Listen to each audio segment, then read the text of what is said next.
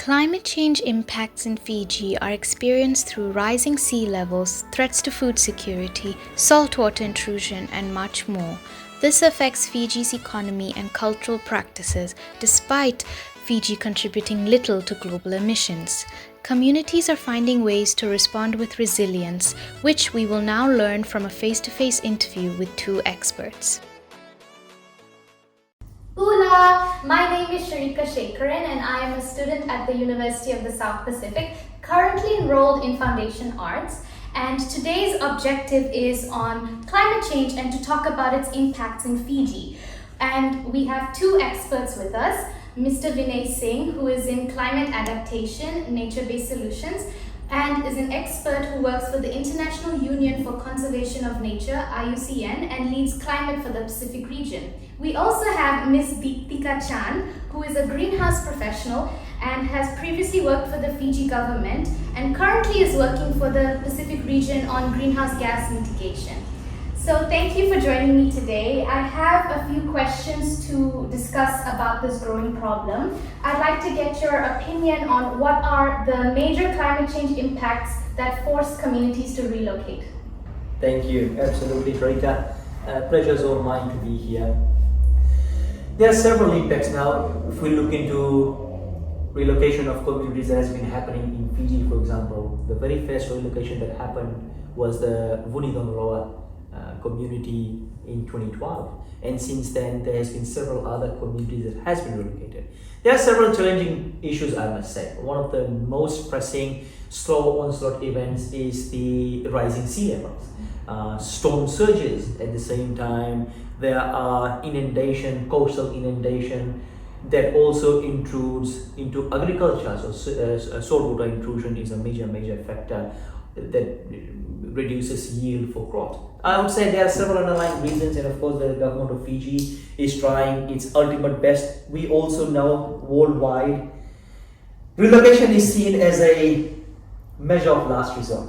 When all else fails, then people think about relocation. However, that is not the case for the government of Fiji.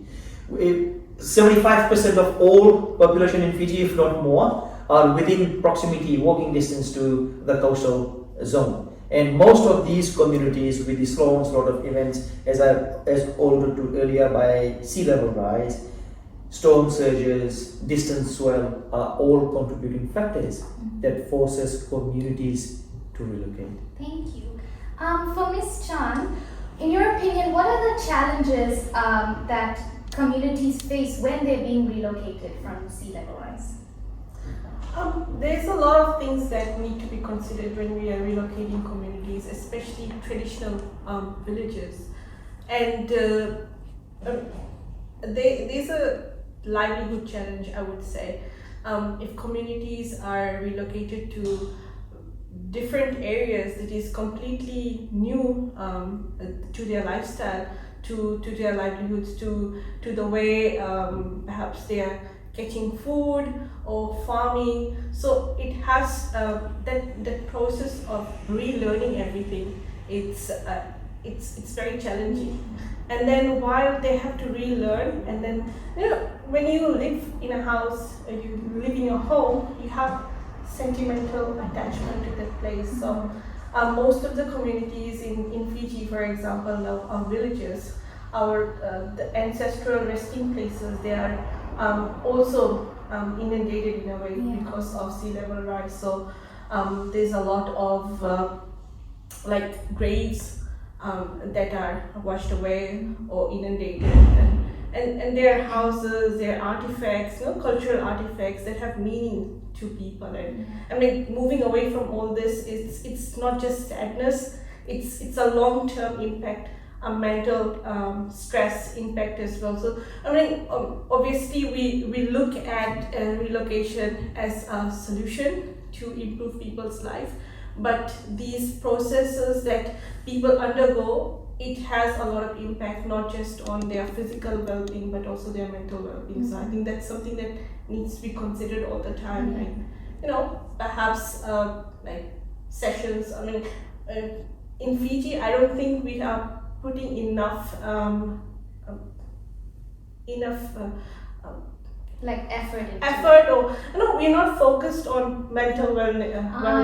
That follows into my next question is like, how do we address these challenges? So since you brought up the topic of how it affects people mentally, could you give a solution? And I'd also like to come back to you to give solutions on the actual physical relocation of people, such as overcrowding or crime. That's a good question, Sharika. Actually, when we talk about solutions, we should begin by thinking about the cause and the emission of greenhouse gases due to anthropogenic activities. So, the burning of fossil fuels for our electricity generation, for land transport, maritime transport, aviation.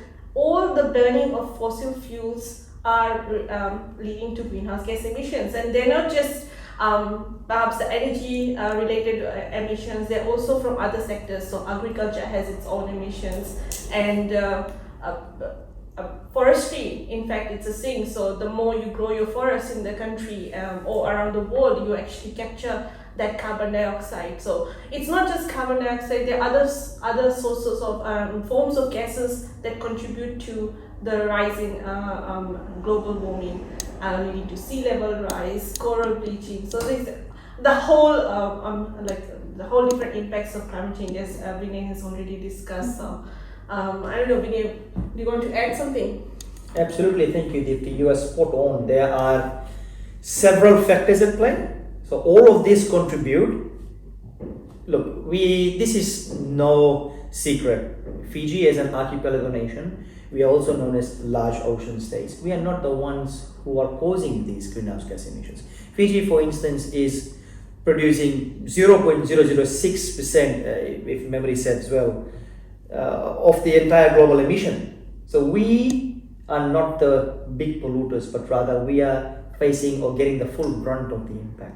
There are, again, when we talk about issues, I can go on and on about issues, or we could go on and on about issues. Thank you very much. So my next question is, do you think that community participation is important when planning climate change mitigation strategies or adaptation strategies? Why don't we begin with you? Thank you. Absolutely. I wrote that question.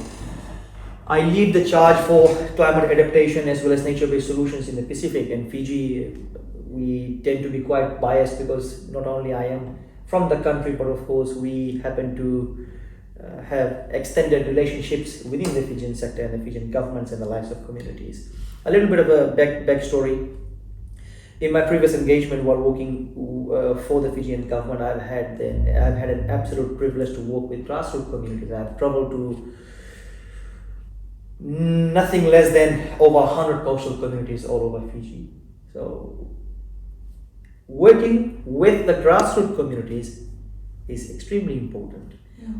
Using a bottom-up approach rather than a top-down approach is always preferred.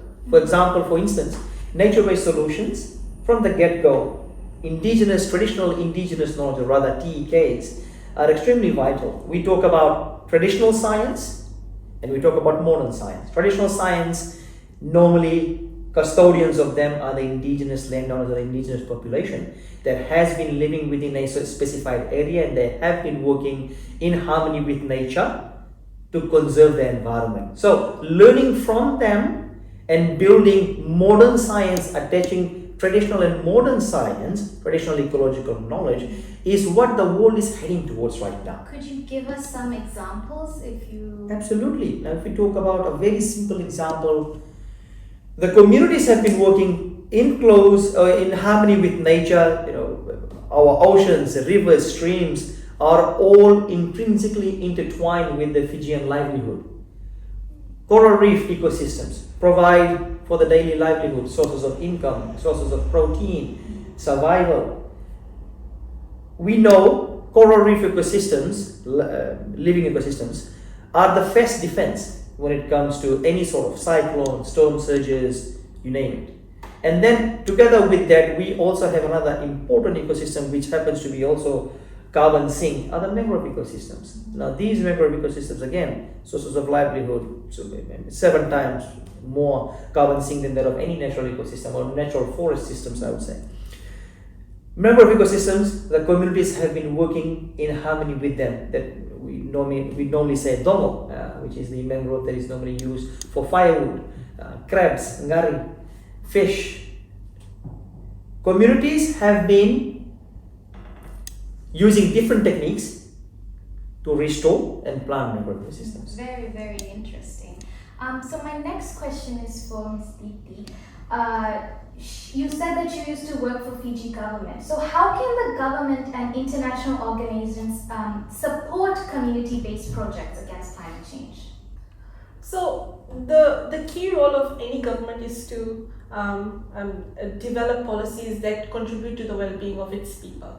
So the Fiji government so far, they have produced so many policies around climate adaptation, climate mitigation. There is also the Climate Change Act that focuses on different aspects, including traditional knowledge as well. And these are more focused on identifying and mainstreaming these different concerns and trying to create this sort of enabling environment that ensures that there is no capacity building, there is resource mobilization. So there are different projects, there are different programs. They're also run by the government through its own resources, through its own human capacity, that helps to implement different projects or different programs on ground to address certain issues that are impacting people.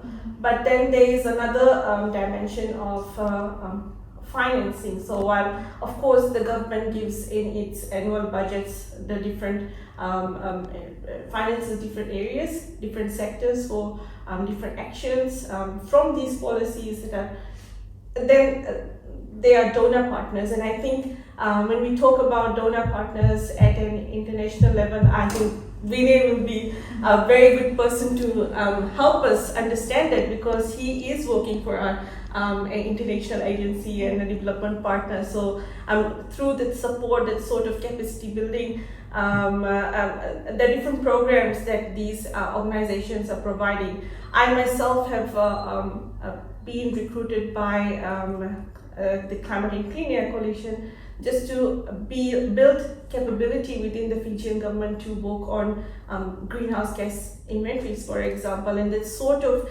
building capacity, building the capability of our people is very important. And I mean, it's a different way that mitigation approaches these different policies in different areas. But I think looking at adaptation that is more at a grassroots level, more connected to the people, and my friend here Vinay can speak more about what IUCN does and what other organizations working in the same field are actually doing to help Fiji in that. Thank you. Absolutely spot on, Deepti. Now, for example, the International Union for Conservation of Nature, or IUCN is short, we provide, in a nutshell, an added string to the bow. So our mandate, although we have several mandates, the core governance structure is we support the priorities of the government and our national members. Not necessarily national, but we have members from IPLCs. IPLCs are Indigenous Peoples and Local Communities. We also have members, we also have commissions that are seen as the brains of the organization. We are a union. Now, these commissions right now for IUCN, we have 7.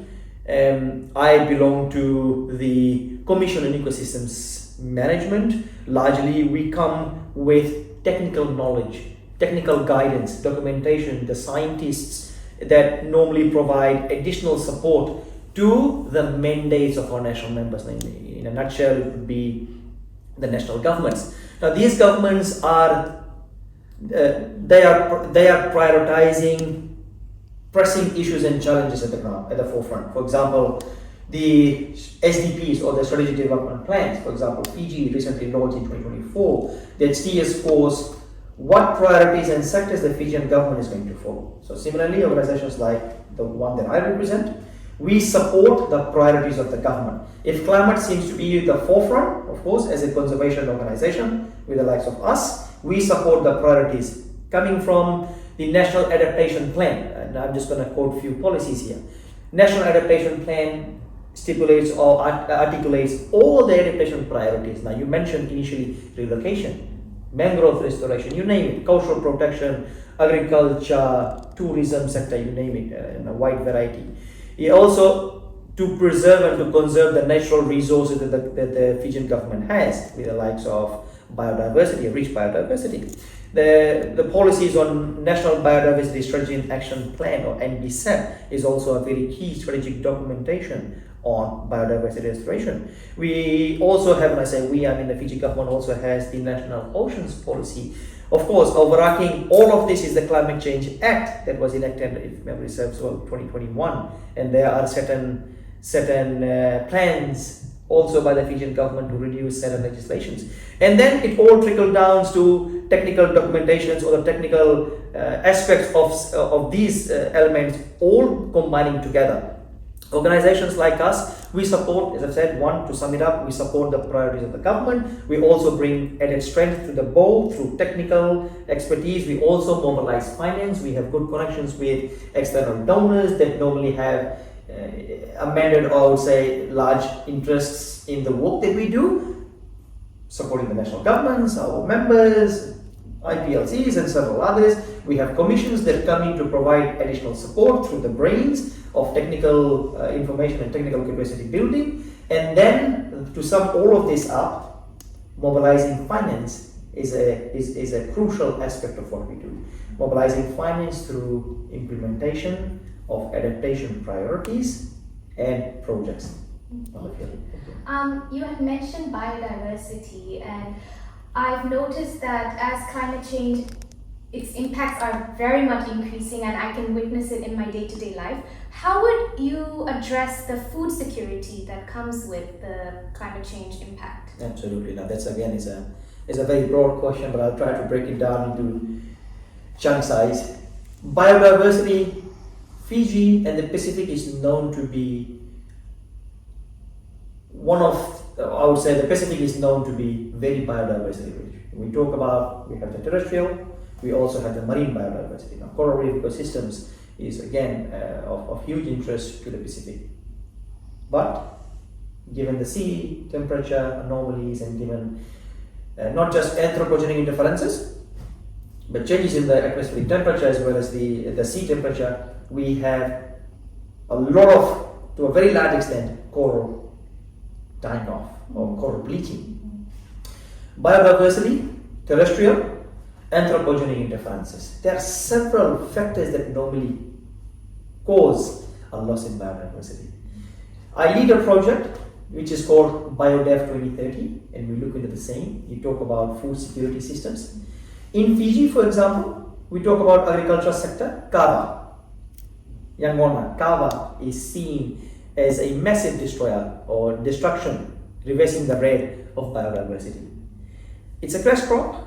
Most of these kava plantation or kava plants thrive in rich soil ecosystems. Now, these rich soil ecosystems have very good biodiversity. Slash and ban practices is seen as a massive issue. Now, the project that I'm currently leading on BioDev 2030 is trying to support communities on the ground to see the importance of having very rich biodiversity.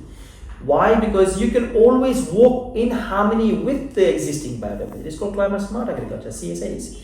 Agroforestry, you know, crop diversification. You just don't have to go and start slash and burn the entire field of the biodiversity and then you start planting kava. We see, as you rightfully mentioned, for example, in Suva, huge population, massive urban centers. The moment we see private developers come in, the first thing they do, clear off the entire land, make it barren, and then they start with architectural or rather engineering works. Why do we have to clear the entire biodiversity? Why not work in harmony with it? So I'm just giving it a very simple context. And the same applies to several other sectors. Thank you. Thank you. For Deepti, I wanted to get your opinion on what are some of the challenges that communities face when they transition to using renewable energy? Because obviously in certain rural areas, they're not familiar with the technology and it can obviously clash with their traditional knowledge and their intellectual understanding of how things work. So could you please tell me on that? So, I mean, let's talk about renewable energy first, Yes. right? So, in Fiji, for example, what are the different sources of renewable energy that we have? If we are looking at the urban centers, our electricity is basically through the grid, and the grid is about 60% hydro and 40% heavy fuel oils. Going to the rural areas, the challenge comes because of connectivity issues. So you can't really extend the grid to certain areas like the islands, for example. You can't extend this to rugged terrains. Like we have mountainous islands. The two major islands are quite mountainous. So I mean, the solution that people have is resorting to solar, for example. There's mini or micro hydro dams that provide. The challenge here is of course, like you mentioned, there is lack of technical capacity to maintain systems. But looking at the social side of things, when we have and the SDG goals say that okay, we should have energy accessibility to everyone, right? So when we're trying to provide basic electricity access through renewable energy such as solar to rural communities, so one, they face challenge in maintaining that system, but two, once you have a system there and once you start enjoying the luxury of energy and electricity, then you start to want more. So it's the demand starts to increase, and then the supply is not there because the systems are quite small. So the challenge to balance that, prioritizing what is important in terms of trying to have that access of a renewable electricity, for example, right? Then there is the other side of energy, which is around cooking fuel. So, okay, urban centers, they use LPG, but looking at rural communities, they resort to firewood. So firewood also is a source of emissions, but it's also a source of black carbon that impacts the health of women, kids, and household members generally because they're exposed to soot and black carbon. Then there are other options. So if you look at it holistically, there are several opportunities. Like if you introduce biogas systems, for example. If you have biogas systems, they look at they kind of kill two birds with one stone. You have a system, and maybe not two birds, three birds with one stone. So one, you get rid of waste, organic waste in rural communities, right? So we tend to there are several options in the rural communities. For example, like you compost it, or you it's not really insane, you just dispose it into the environment or the gardens or something. So you can use that into the biogas systems, right? And that takes care of your waste, and then it produces fertilizer, which is useful for your gardens. And then it also produces clean cooking fuel that feeds back to your household, to your kitchen, and then you have a clean source of energy. So you eliminate a lot of challenges. It's like a circular economy that is going on around there, building a life around that biogas system. Like it contributes to several things. So it's always and it comes back to, of course, we've heard from many people during NDC consultations, because I was part of Fiji's NDC consultations, so the nationally determined contributions, which is the highest mitigation commitment any country makes to the United Nations Framework Convention on Climate Change. And during these consultations, when we were talking about what could be the options for renewable energy sources in rural communities or maritime communities, this challenge of technical capacity building comes up, maintenance comes up, but also an understanding of what are the co-benefits. Like your topic is on climate change and its impacts, right? And in Fiji, it's correct to think about the impacts because we are very vulnerable. We don't contribute a lot, but when we talk about mitigation, people take a step back. It's like, but we're not contributing to anything. Like, why are we investing in renewables? Why are we investing? Why are we even trying to? Why is the government trying to have policies or ambitious targets to reduce greenhouse gases? But through this process of the NDC development, what we are trying to also create the awareness around is, it's not just about reducing emissions. So these are actions like implementing biogas systems, so like solar mini grids. These different actions, they actually contribute to a bigger picture. So they're not perhaps also contributing to mitigation co-benefits, but in a way they're contributing to adaptation because you're adapting to cleaner sources of energy. You're becoming more resilient to energy shocks. You're becoming more resilient in terms of environmental hazards like the pollution of your water systems, waterways, that ends up polluting the ocean, your food sources. So everything is a nexus, and I think it's important to think about things in that nexus, the interconnectedness of these different sectors, different drivers. So just to think around those areas. So in my opinion, when I read about climate change in the news, I get this new terminology that's come out. I think it's called climate anxiety, where you're very worried about your future and your kids' future. You just don't know what's going to happen. So in your opinion, which do you think is more effective in the long term? Is it engineering solutions like having seawalls, or is it nature-based solutions like mangrove reforestation? Could we start with you? Absolutely, thank you so much for that question. Yeah, I work in this space, so I deal with this climate anxiety, issues with security for future. But let me just answer your question straight. What is a more preferred solution? The Pacific sees engineering as the silver bullet. So anything that is to do with engineering solutions is highly preferred. Fiji, for instance, is no stranger to this. You want roads? Yep, tar. You want bridges? It has to be brick and mortar. You want seawalls? It has to be again brick and mortar. However, there are plethora of papers, academic articles that says seawalls, for instance, does not work in our rugged relief, in our very highly climate-prone environment. You can build a seawall, great. The government is going to spend $1 million to build 150, 200 meters of seawall, good. But where is the maintenance aspect? Look, in my previous engagement, we've built several seawalls, and I've gone in to inspect those seawalls at the same time.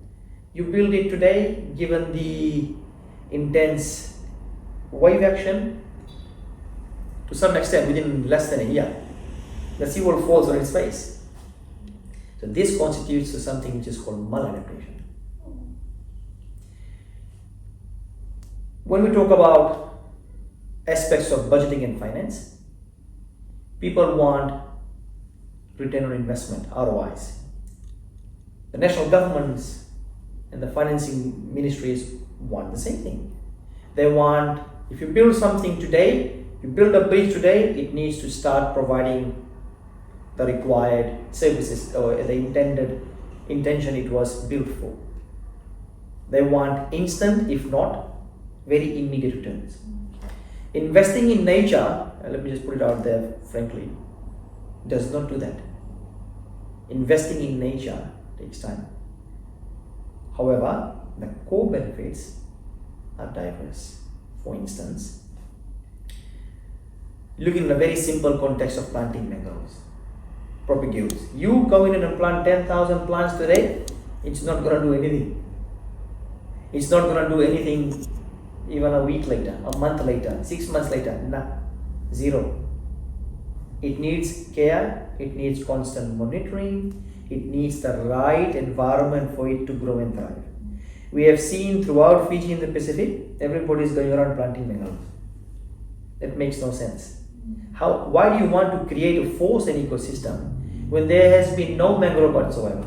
For example, the Coral Coast region is very notorious for this. 10,000 plants, 10,000 propagules. The very first year, if not 2 weeks later, all of that is gone. Why? Because the high wave impact. And now, when we talk about investing in nature, again, investing in nature or the long-term nature-based solution is again not a silver bullet, right? It has to be site-specific, environment-specific solution.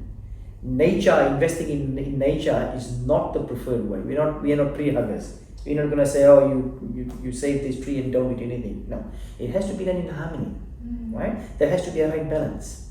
Certain places, nature will not work. If it doesn't work, why do you want to force it? Build a seawall, build a bridge, build a road, right?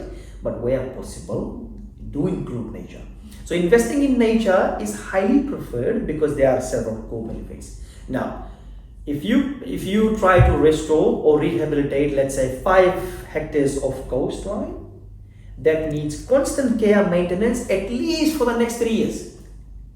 We know mangrove ecosystems really needs care and attention.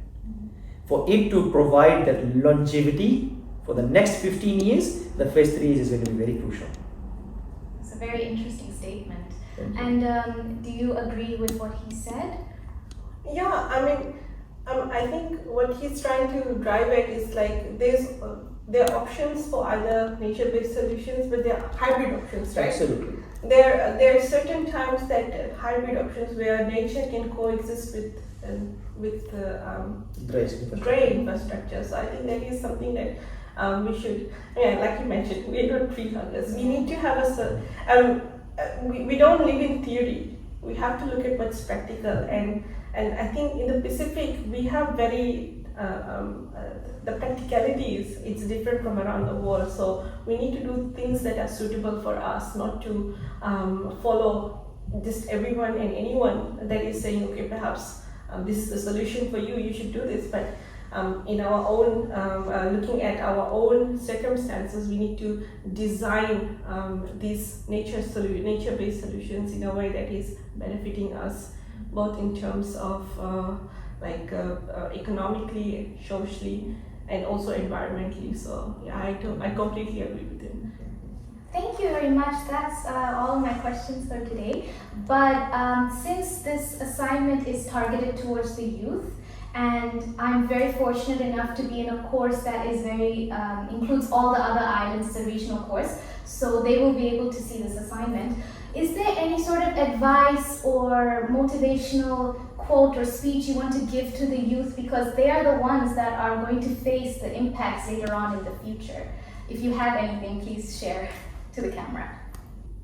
I just want us to remember that we have borrowed this life from our future generations. So whatever we do now is going to impact them in the future. So it's we go on talking about what everyone needs to do in terms of mitigating greenhouse gases around the world. But there are certain things, there are small things that you can do by yourselves, and that contributes. Like, you won't see an impact because it's not tangible. But the efforts that you put, but in the long term, the future generations would just really appreciate this term of intergenerational equity. So I think that's something that we need to focus on. Like, we have borrowed this life from our future generations. I was so proud to call myself youth for so many years.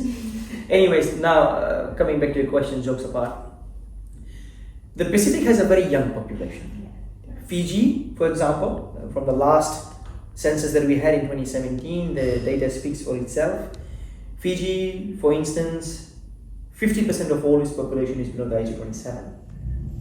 And 70% of all the population is below the age of 40. That shows a very youthful and young population. So these youths are the agents of change. And they are the ones who are crying out loud, crying out foul to these massive emitters worldwide. As you very well know, the ICJ, the International Court on Justice, was led by a very organization that you are studying Vanuatu. You're from Vanuatu, University of South Pacific, and I've had this privilege of also working with all this amazing youth and the team who has been leading the charge on climate change, and it originated from the Pacific, from Fiji and the Pacific. So as I've said, youths of today are agents of change and they are leaders of tomorrow. We are already seeing these ladies in the making. Thank you. Thank you. This was such a lovely interview. Thank you so much for joining me today. So this brings us to the end of our interview. This was such an informative session. I really found two topics that stood out for me the most. The first one being how you mentioned that you can't always pick nature-based solutions or engineering solutions. Sometimes it depends on the location. And when you were highlighting how mental health can be severely impacted by people relocating, those two topics stood out for me the most and I think have changed my mindset. And also, I really appreciated your kind and generous message to the youths about how they are the leaders of tomorrow. That was very, very, I think, motivational for them. And just to sum up, Vinay Singh is a nature-based solutions expert and Deepitika is a mitigation expert. And I hope that everyone found this very enriching, as it was so... like my mindset has changed. It was a great interview. Thank you so much again for taking the time and coming. And Vinaka Vakalevu from Fiji.